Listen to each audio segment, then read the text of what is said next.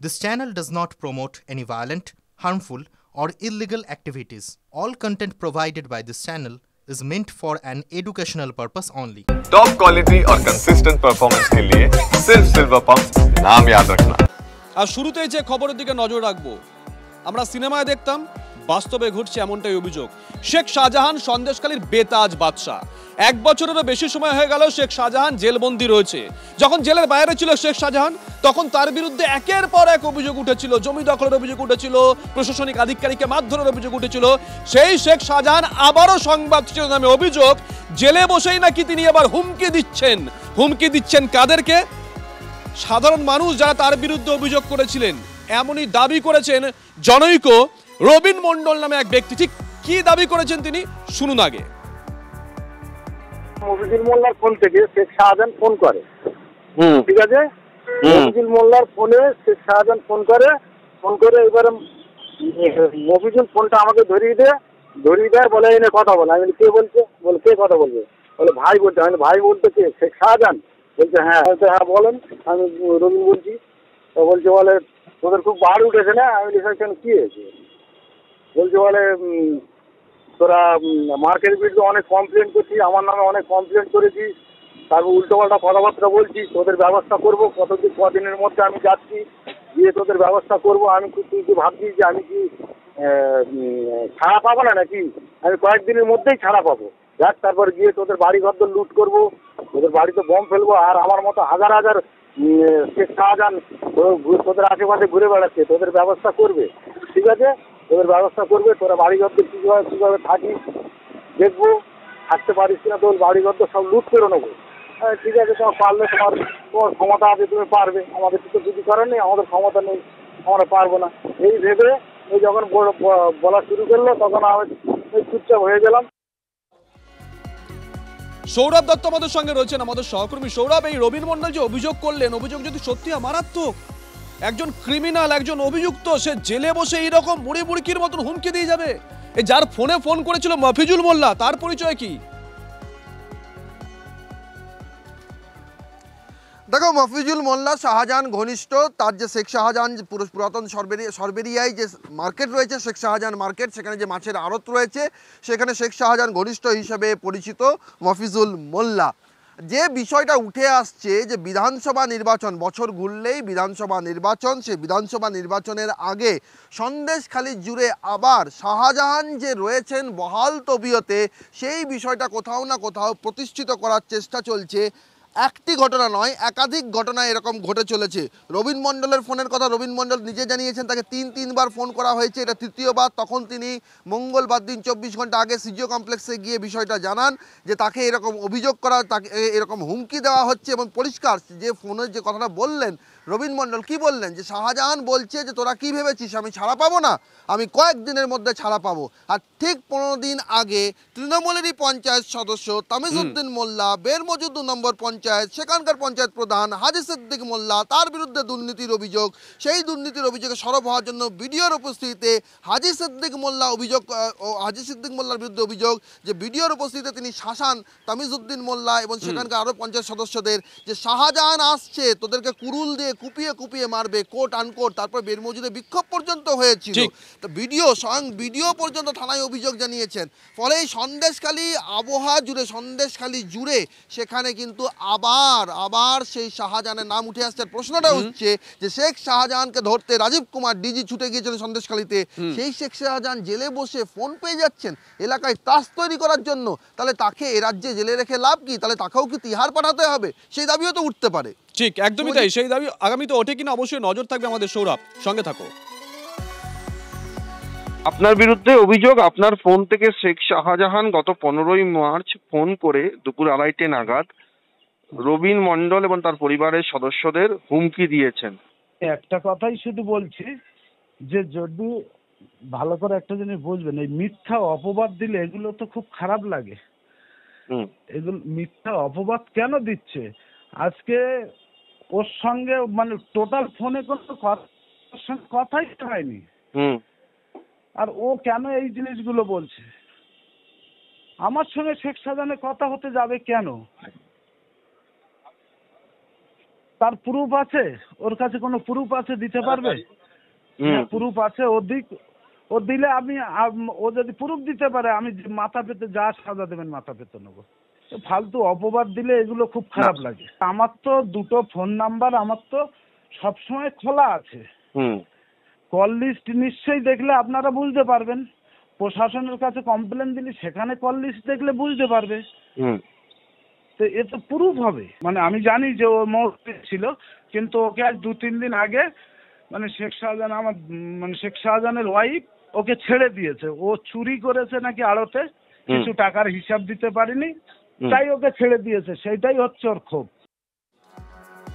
দেখুন, এটা একটা অভিযোগ, একমাত্র অভিযোগ নয়। সৌরভ যে কথা বলছিল আমাদের সহকর্মী, এর আগেও বেরমজু 2 নম্বর পঞ্চায়েতের প্রধান হাজি সিদ্দিকী মোল্লার বিরুদ্ধে শাহজাহানের নাম করে ভয় দেখানোর অভিযোগ করেছিলেন তৃণমূলের পঞ্চায়েত সদস্যরাই। ভেবে দেখুন একবার।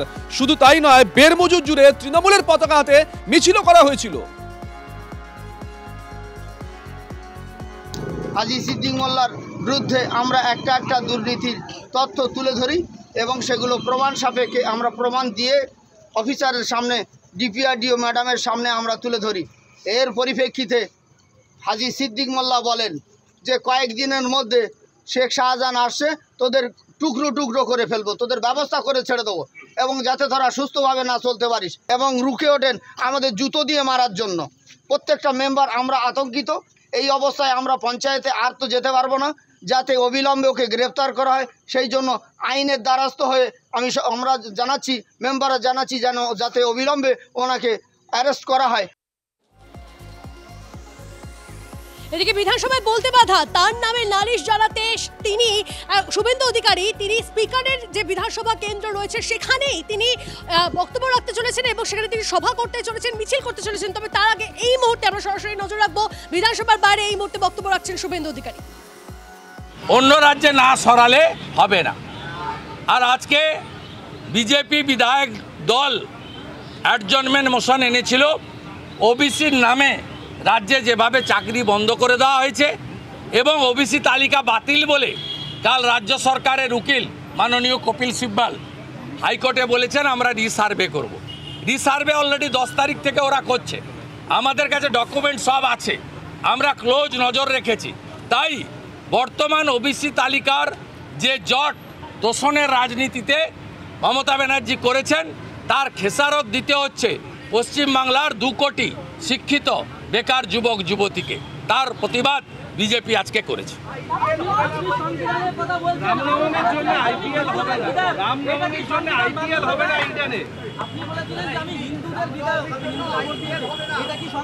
কোন চ্যানেল আপনি?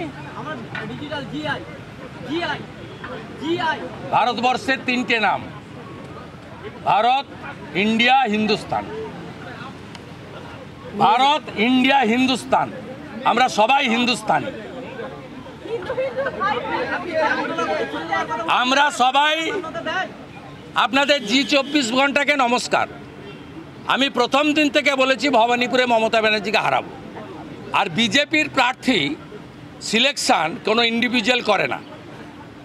18ই জানুয়ারি বলেছিলেন, আপনিও করেছেন, TV9ও করেছেন, আর বাকিগুলোর নাম নাই বললাম। আপনারা 80-20তে আছেন ওই জন্য বললাম, বাকি তো কয়েকটা তো আছে চাটছে পা সারাদিন, তাদের সম্পর্কে নাই বা বললাম। আপনাকে বলে রাখি, বিজেপির প্রার্থী ঠিক করে ভারতীয় জনতা পার্টির কেন্দ্রীয় নির্বাচন কমিটি। তার সভাপতিত্ব করেন বিজেপির সভাপতি, উপস্থিত থাকেন প্রধানমন্ত্রী। আমি বলেছি দল যে কোনো বিজেপি কর্মীকে প্রার্থী করবে, কর্মীদের মধ্যে আমিও পড়ি। মমতা ব্যানার্জি এমন কিছু বিরাট লোক নয়, আমাকে হারাতে গেছিল, আমি হারিয়ে দিয়েছি। এমনকি 96তে মালিনী ভট্টাচার্য ওনাকে হারিয়েছেন। আপনাদের কাছে উনি বড় বিরাট কিছু হতে পারে, বাংলার জনগণের কাছে উনি কিচ্ছু নন।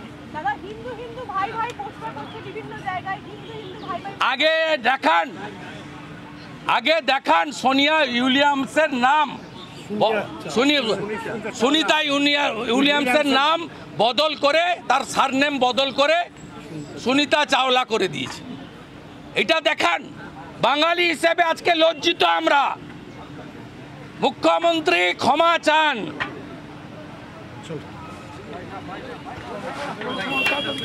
অধিকারী একাধিক অভিযোগ সামনে আনছিলেন। এর পাশাপাশি তিনি আরো অভিযোগ করেছেন, তিনি বলছেন বিরোধীরা তারা বিধানসভায় নিরাপদ নয়, এমনকি পুলিশের বিরুদ্ধে অভিযোগ এনেছেন। বিধানসভার দক্ষিণ গেটে তাদের বাধা দেওয়া হয়েছে। বক্তব্য শোনাবো আপনাদের।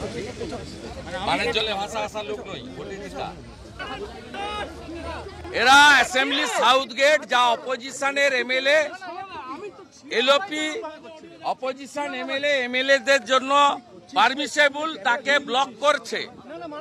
আমাদের লোকরা প্রেস করছে, সেখানে গিয়ে ব্লক করছে, আমাকে অবস্ট্রাকশন করছে। আমি এলওপি, আমার জন্য অ্যালটেড গেট হচ্ছে সাউথ গেট, দে আর ব্লকিং মি এবং অল আর প্লেন ক্লথ। এরা কোনো পার্টির ক্যাডার না কোনো গভর্নমেন্ট থেকে পাঠিয়েছে, নো আইডেন্টিটি। আমরা যে কোনো সময় এদের দ্বারা আক্রান্ত হতে পারি। আমরা সাংবিধানিক বডিতে মেম্বার, আমরা নির্বাচিত প্রতিনিধি, আমরাই আনসেফ। ফুটবল ক্রিকেট খেলুন, কিন্তু দুষ্টুমির খেলা খেলবেন না, নাম না করে বিজেপিকে বার্তা দিয়েছেন মুখ্যমন্ত্রী মমতা বন্দ্যোপাধ্যায় বিধানসভায়। পাশাপাশি তিনি বলেছেন, খুন হিংসার রাজনীতিতে আমরা বিশ্বাস করি না, আমরা রামকৃষ্ণ ধর্মে বিশ্বাস করি। বিধানসভায় বললেন মমতা বন্দ্যোপাধ্যায়, মানুষ যোগ্য জবাব দেওয়ার জন্য তৈরি হচ্ছে, নাম না করে বিজেপিকে হুঁশিয়ারি মমতা বন্দ্যোপাধ্যায়।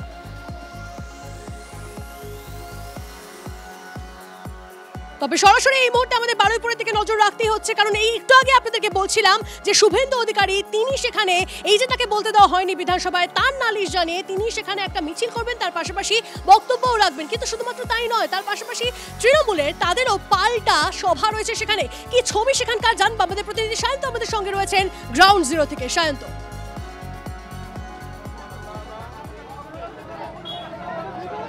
একদমই দেখো বারুইপুরের রাজমাঠ, সেখানে কিন্তু বিজেপি কর্মী সমর্থকরা ইতিমধ্যে আসতে শুরু করেছে।